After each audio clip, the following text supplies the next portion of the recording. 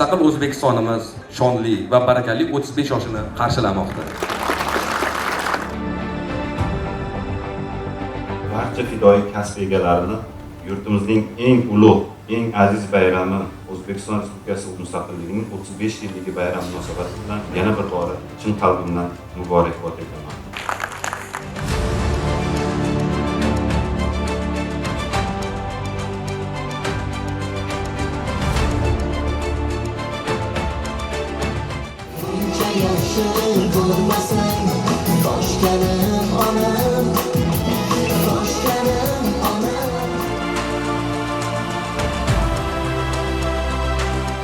Bizga yuklatilgan burchimizni fidoyi bo'lib, vijdonan bajarishni hammaga tilab qolaman.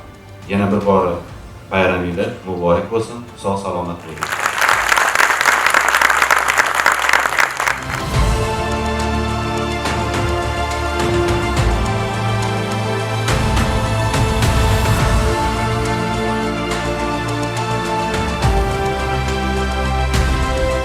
Mustaqilligimizga ko'z tegmasin. Osmonimiz qalbdan yashab qolmasin.